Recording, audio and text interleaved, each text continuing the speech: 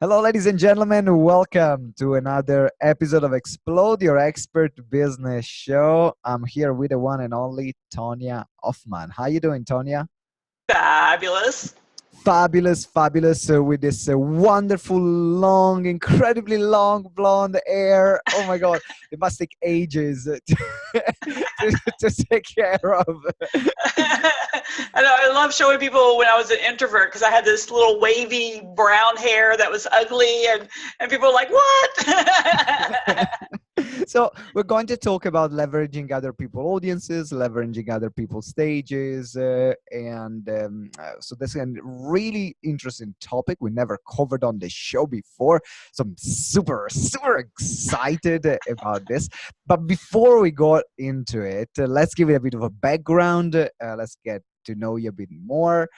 So how did you arrive to this point? What is your journey been?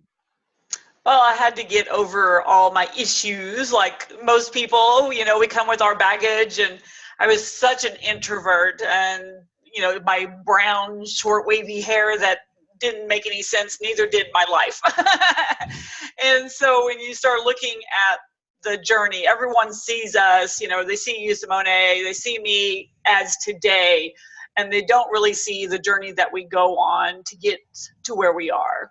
And but pretty much like everybody, but even probably more, where I've gone through things that, there's a reason I was an introvert. There's a reason I pulled back from life and curled up in a ball for most of my life. And then finally in 2005, I'm like, okay, Tonya, you're 38 years old now, get going, get over your fears.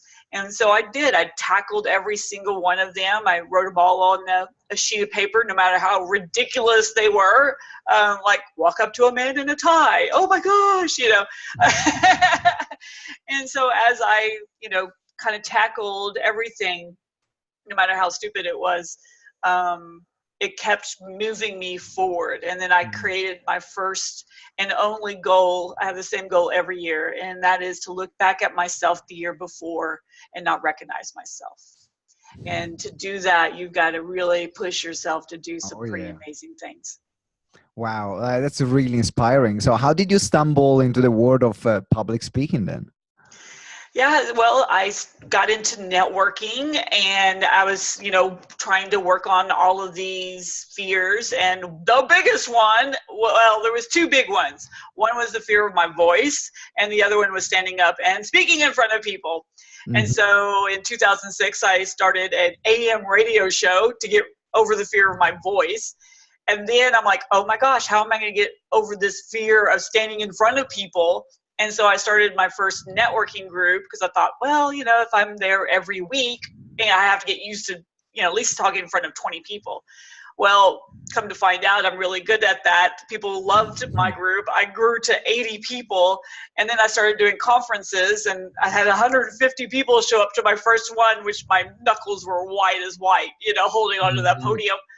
But yeah, you got to, kind of move past this fear level. And speaking is the most effective tool for your business to market yourself. And when I realized that people that would stand up in front of these little groups would be like, people would be like, oh, I would need that business. And I'm like, oh my God, I've got to do that. So that's kind of how I started pushing myself to speak. and then it led to founding the Public Speaker Association there in America. Yeah. So how did you found that? Because now you were organizing networking events. So at what point did you say, actually, no, this is now what I want to do. I'm going to be a champion for speakers all over the world? Yeah, it's, it's the progress of seeing what is needed. I quickly changed my networking group into a statewide networking group organization, and then I sold it.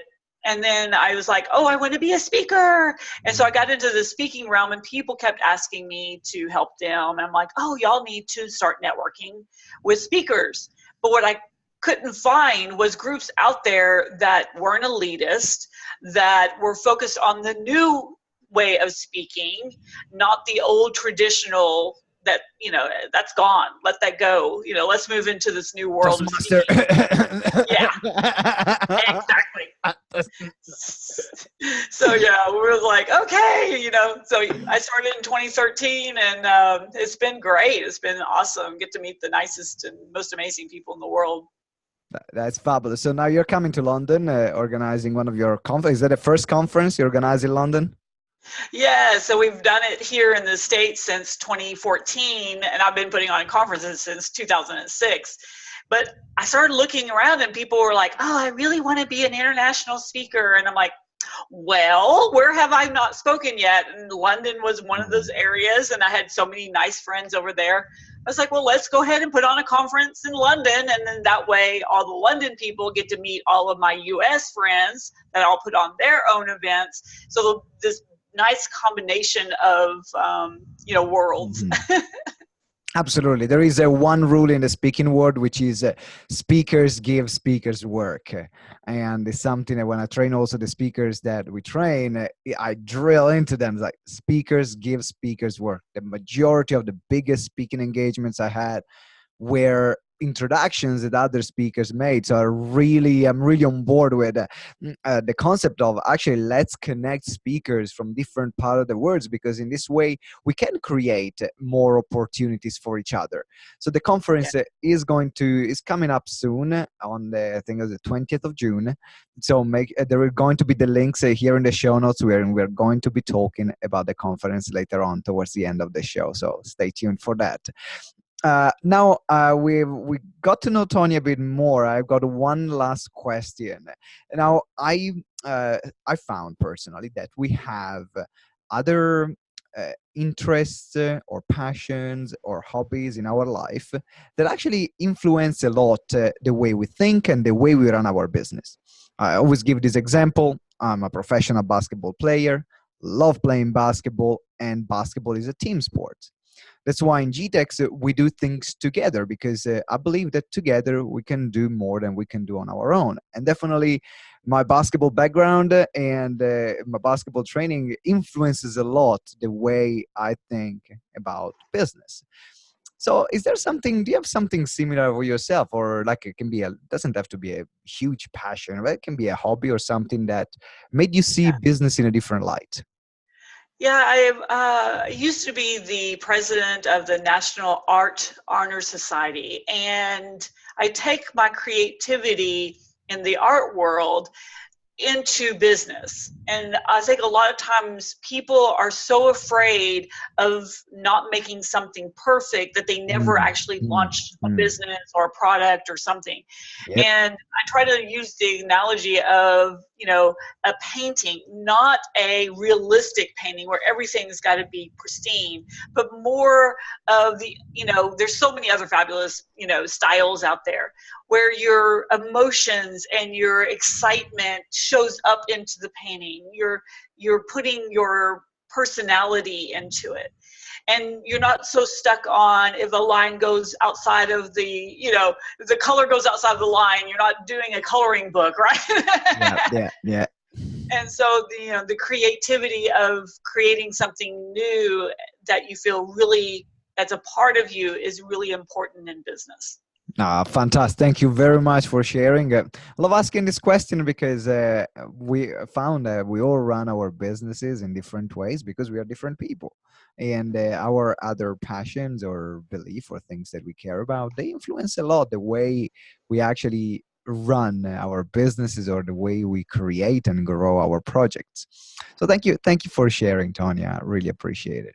So now it's time to talk about how to leveraging other people's audiences, other people's community to grow our businesses. So before we go into the strategies, a bit more the details, how did you stumble across this strategy, and why was that important? Oh, it first started when I was that introvert Tonya, and I started in the networking groups here in Austin, Texas. And what I found is, especially as an introvert, I needed other people to pull me out of my shell and introduce me. So that was the first aha moment, is it was so much easier and more productive when someone else introduced me. to their people. So they would invite me to a networking group. I would go. Here I was shaking because I was so nervous, oh my gosh, new people. And then it was so easy because you walked in, this big smile is standing there waiting for you. She's introducing you around, and I'm like, oh, this is the way to do it. So when you start realizing if you just connect to the people that you fit, that will take you into their arms and introduce you, it was such an easy prospect for your business and for everything you're wanting to do. Wow. So that's how it started. So let's talk about how speakers, in particular experts, they can start creating these processes, because some people might be like yourself at the time, very uncomfortable. They're not even comfortable to ask for that first introduction or go to that first meeting. But others maybe have been around, and I found that there are some people that have been literally, grinding, building their audiences, building on their stuff, but they only went up, just went down one road without exploring collaborations with others. So how do we get started?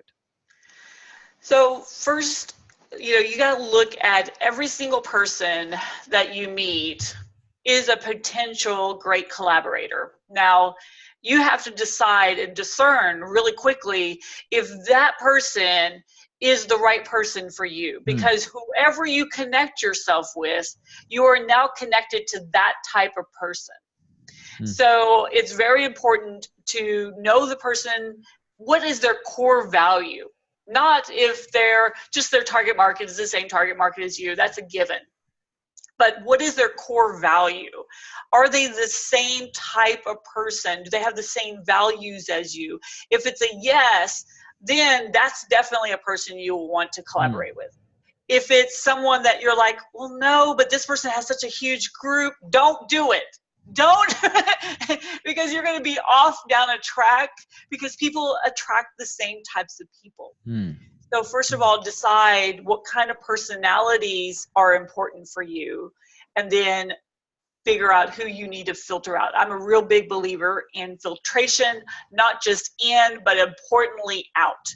So that way you're getting the exact same type of people that naturally fit. It's like a puzzle piece.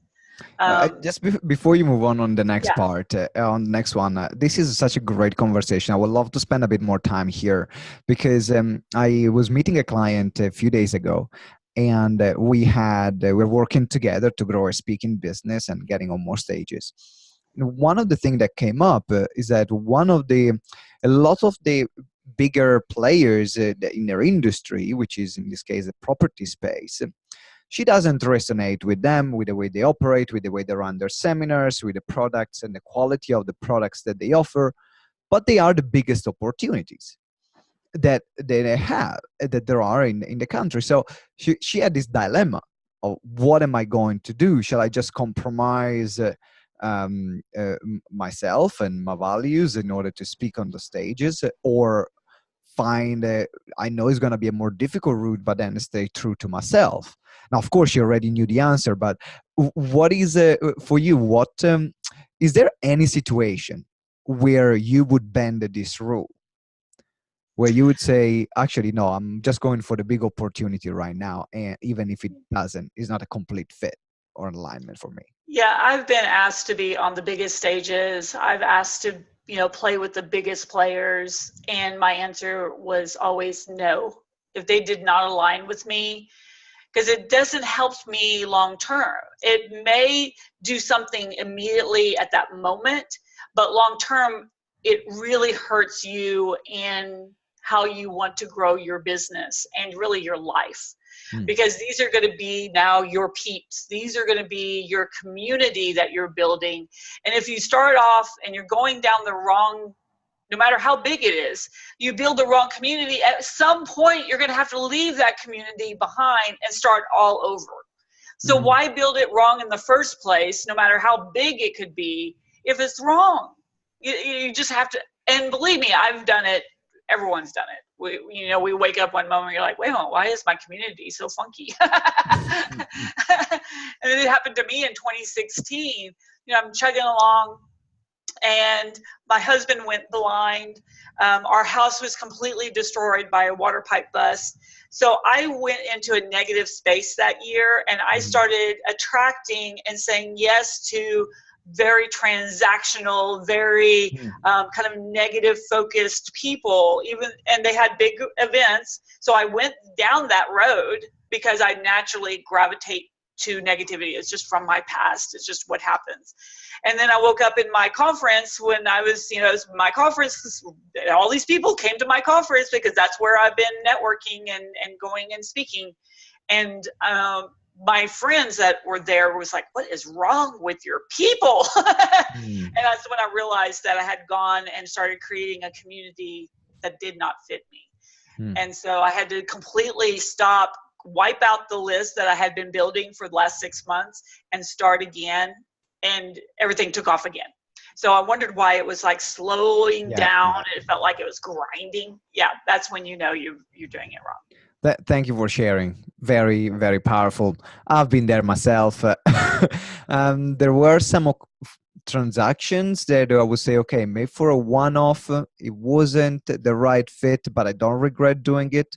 The majority that I did say yes without listening to, knowing that it wasn't the right thing, it went wrong, or it happened exactly what you described. So I just make it a must for myself. If it's not I think it was someone saying, if it's not a hell yeah, then it is a no. And it's a great way to live it. But also, if you're at the beginning, sometimes you just got to say hell yeah to everything to then find out, because it requires a very high level of self-awareness to understand exactly what kind of person you want into your community. It's not something that you have from day one. So at the beginning, you know what, say yes to everything. And then you'll figure out, or maybe you already know who you want to attract, who you want to find, who you want to be associated with or not. And then you're already putting those boundaries down. But there is not one way to approach this situation. Everyone will have their own different beliefs and ways to approach it. So thank you very much for sharing, Tonya. Absolutely. So you mentioned that it was the first part before I interrupted you. So the first part was the finding out, making sure that your network is 100% aligned with yourself. What else? What else do we need to put in place to leverage other people, audiences, and to grow in this way? Yeah, one of the things that I started seeing and hearing from lots of people was the promotion of only talk to people who have massive lists. And it's great to connect to people who have large lists, but don't discount the person who has 250 people on Facebook, because that person, their 250 people know them and love them. So don't discount the people who have small lists, because you actually have bigger impact when they promote you. Versus, I'll be honest, I've got, 65 to 68,000 people.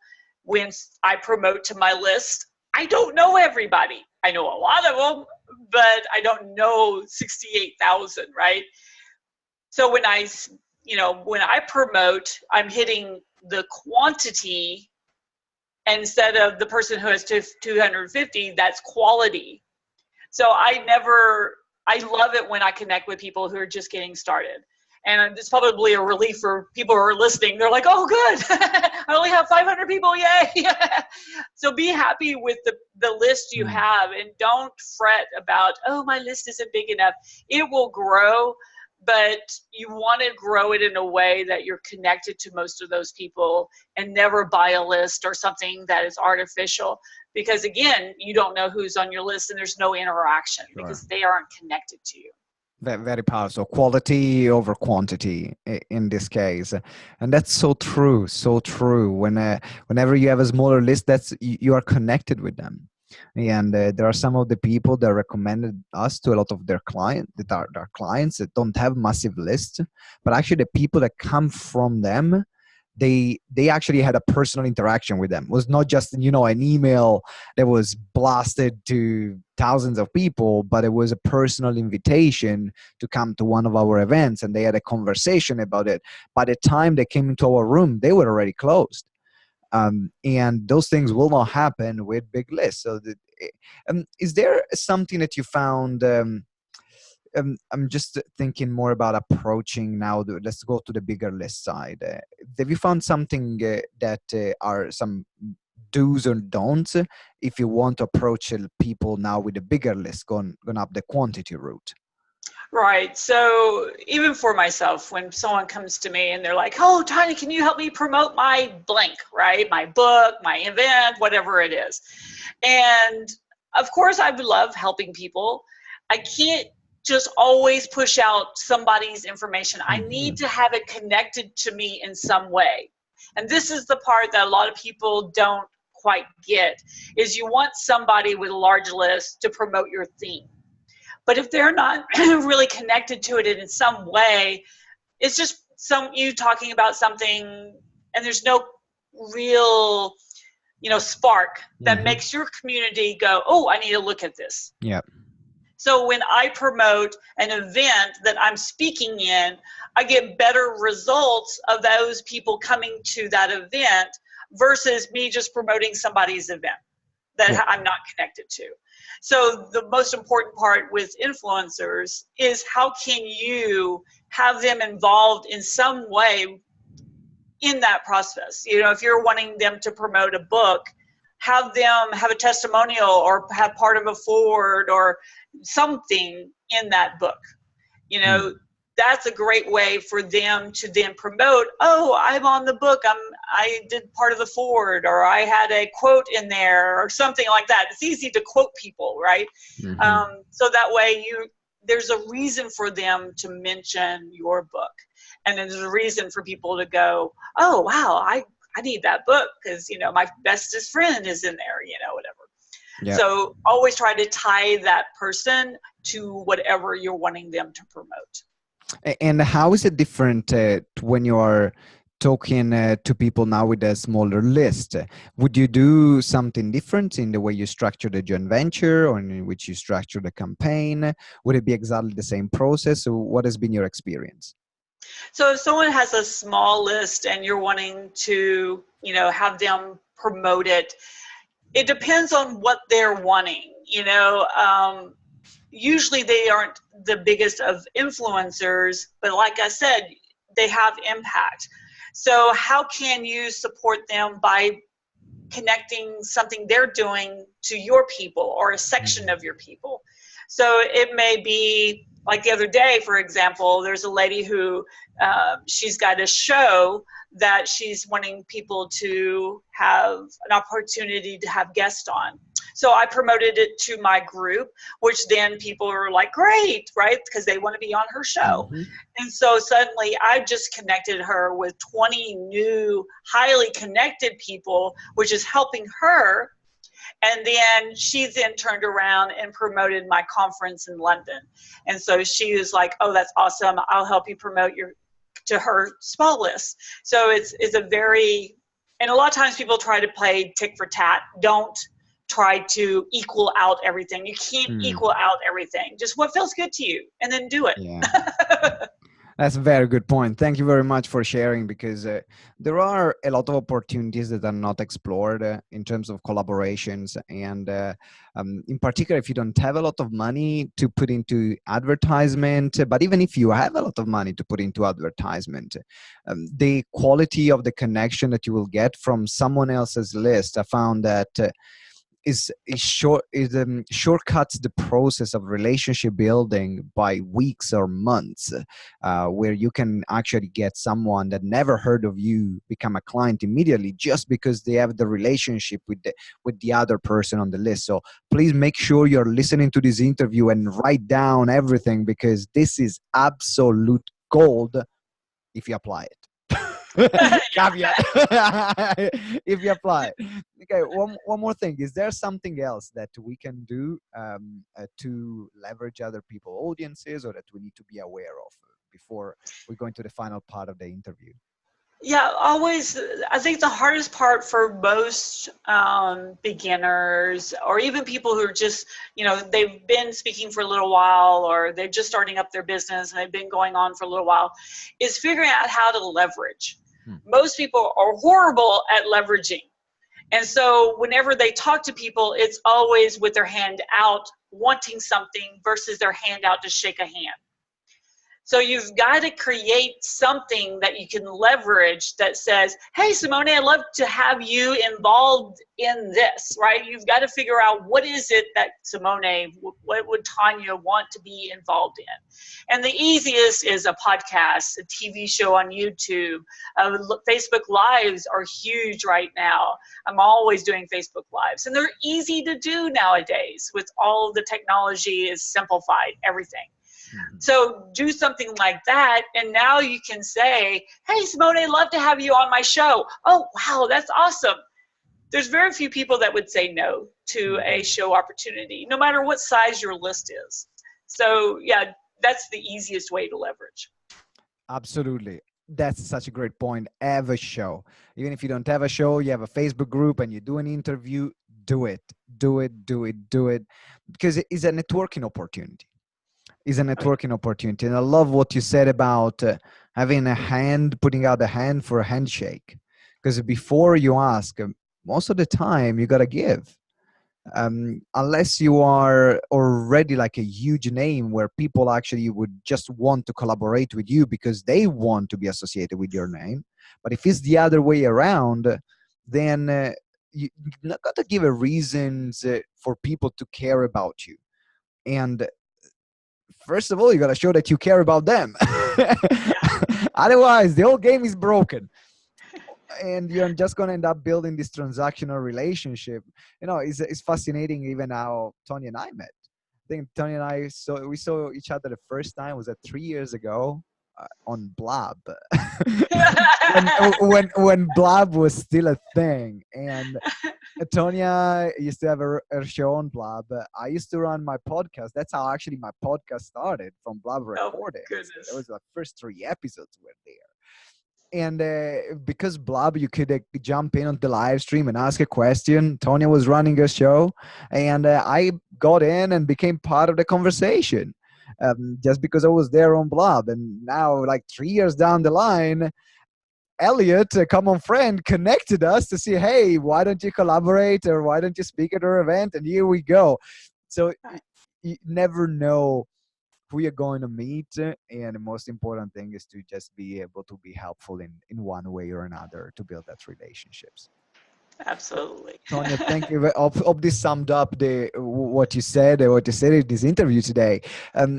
So if you guys make sure that you check also the link in the show notes, there is going to be the link of the conference. We're going to be talking about that in a moment. But before we get there, I would love to ask you, Tonya, it's time to go into the part of the interview where we are lifting the veil. And what I would love to ask you is a tool or a book or a practice that you do or you found or an app that is worth sharing that can make the life or businesses of our audience better. Yeah, I'm always trying to figure out how to adjust what do I do in a cost-effective way.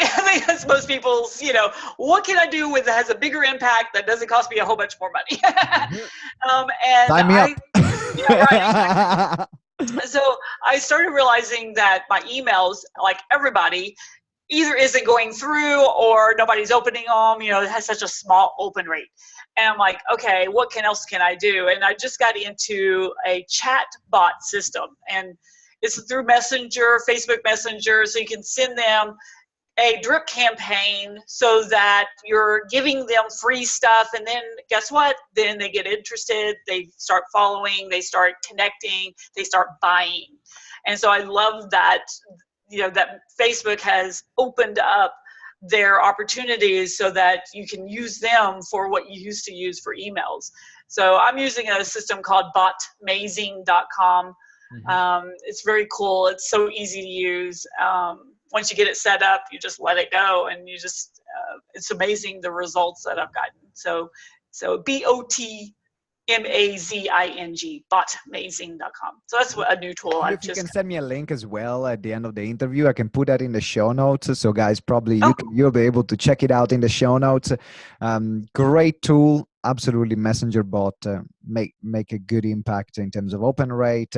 So make sure you check it out, because you can reach out to more people and actually have the people that are supposed to receive that message actually open the bloody message Yes, and it's see so it. frustrating. When you get 60% versus 5%, you're like, I love this. Yeah, absolutely, absolutely. I'm 100% with you on this. All right, Tonya. So let's talk about the conference you're running in London. So what's happening? Who is it for? I'll be there, one of the speakers. I'm super excited about that. Tell us a bit all about the conference. Oh my goodness. So it's going to be incredible people like yourself. I mean, hello, who doesn't want to see Simone in action, right? Thank you. So it's really been about how do you cross the pond, right? How do you connect to people so that they can create momentum internationally and more national, just in their own area, obviously. So for me, at all my conferences, it's always about who's in the room. I'm not a real big fan of these massive conferences with 1,000 people, because to me, you want to get to know the people in a room, and I mean really know them. So we do a lot of networking, lots of breaks, lots of let's go and have dinner, lunch, breakfast, let's get to know each other. And then you put all the experts into one room that can actually give you real content, so that it's not a pitch fest, it's real training. Then you have this amazing things that are happening where you're learning what you need to know. And it's not just which side of the stage should you be on when you're speaking, but it's more about the business. How are you going to make money? How are you going to use this to really market yourself? What do you really need to know to get out of your head game and all the head trash, so that you can make an impact? But then again, it's all about who's in the room and the connection. So we always say, you got to be in the room where it's happening, right? Absolutely. Dates of the conference again? June 20th through the 22nd in Cricklewood area. Fantastic. So make sure that you get the ticket. I'm going to be there doing a session on selling from the stage. So if you're a speaker, how can you sell effectively, but without like using all the manipulative, it's lazy techniques and brainwashing people? Hate that. But there are ways where you can have exactly the same conversion or even more, making the same amount of money, that the speakers that use these kind of strategies, but never resonated with me, and I had to find my own way. So that's what I'm going to share there at the event on the first day, and then we're going to have other incredible speakers talking about the other aspect of the business of speaking, and the skills and the craft. Is going to be all within the 3 days, as well as connecting with incredible people like Tonya said, and also make sure that you come along, because then you can connect with Tonya, and as you can realize, she's well connected in the speaking world. So come along, connect with Tonya, with the other speakers, so then you can expand your network internationally. The link is going to be here in the show notes. Make sure you check it out and book your ticket right now. Ladies and gentlemen, well, thank you very much for listening. Tonya, thank you very much for being on the show. It's been an absolute pleasure to have you Love here. it.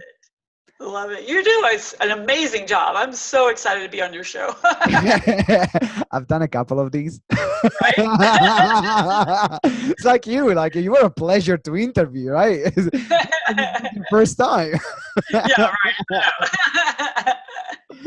All right, guys, thank you very much for listening. If you haven't subscribed to the show, make sure you subscribe right now. Hit the juicy subscribe button. I know it's calling you. And if you want to win one of our free courses, we're going to start getting questions from all the listeners. So send a question at info@gtex.org.uk. The email is going to be as well in the show notes with your questions, and we're going to answer it, and you can win a free course.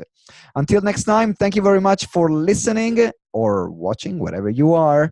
And remember that together we grow exponentially. Ciao.